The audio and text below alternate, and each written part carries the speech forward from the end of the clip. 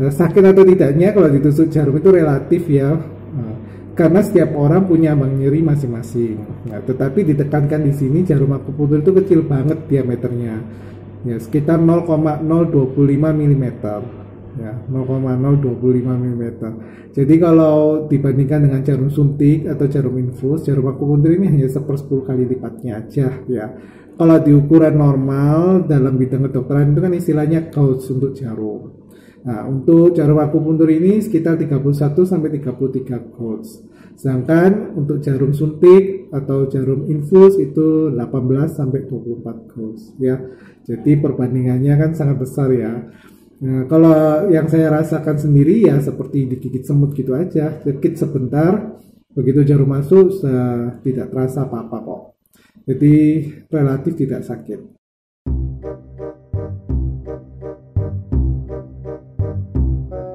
Apakah akupuntur dapat mengurangi nafsu makan? Ya, tentu dapat mengurangi nafsu makan. Jadi kerjanya akupuntur itu secara neuroendokrin ya dan secara sistemik mempengaruhi hormon dan peredaran darah. Jadi ada nafsu makan yang meningkat itu ada gangguan untuk hormon-hormonnya ya yang menimbulkan nafsu makan meningkat. Nah, ini bisa distabilkan dengan akupuntur. Jadi akupuntur menstabilkan hormonnya sehingga bisa ditekan nafsu makannya itu.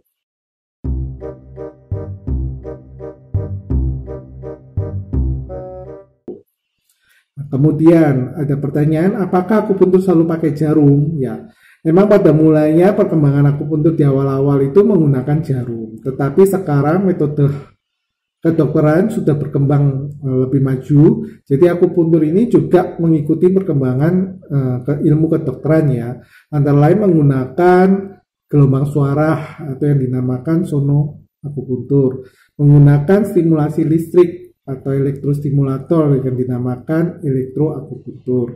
Kemudian menggunakan laser ya, sehingga dinamakan juga laser akupuntur, menggunakan pemanas dinamakan thermal akupuntur. Jadi macam-macam, tidak melulu dengan jarum ya. Kemudian bisa juga dengan alat tekan. Ini dinamakan acupressure. Jadi yang takut jarum pun bisa untuk dilakukan tindakan akupuntur dengan metode-metode yang tidak menggunakan jarum.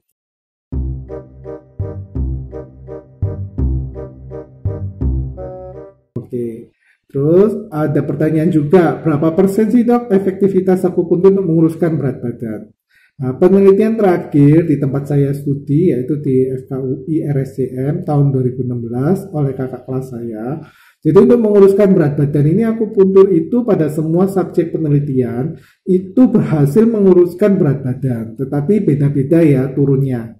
Ada yang turun setengah kilo, 1 kilo, bahkan yang sampai maksimal 4 kilo dalam 1 bulan. Nah, masing-masing perbedaan ini itu tergantung dari pola hidup, kebiasaan makan dari setiap subjek penelitian. Tetapi kalau dilakukan tindakan akupuntur pasti turun.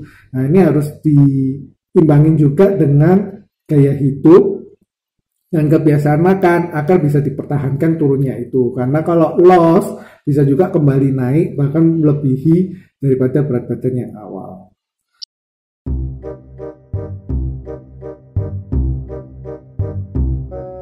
Oke, kemudian apakah akupuntur dapat mengecilkan perut? Nah, karena mekanismenya yaitu untuk lipolisis atau mengurangi lemak di perut, kemudian menekan hormon-hormon, kemudian mengurangi juga kadar kolesterol dan triglycerid setelah tindakan akupuntur.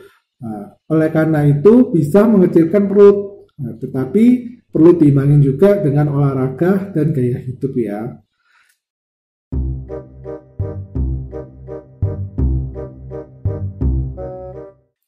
Dok, apakah saat pandemi perlu swab dulu untuk tindakan akupuntur? Nah, karena akupuntur ini tidak berhubungan, tindakannya tidak berhubungan dengan penularan aerosol ya. Jadi tidak perlu swab, cuma untuk keadaan pandemi gini, pasien harus tidak demam ya untuk melakukan tindakan akupunturnya, tidak demam, tidak batuk dan tidak pilek. Itu bisa mendapat tindakan akupuntur tanpa perlu swab dulu.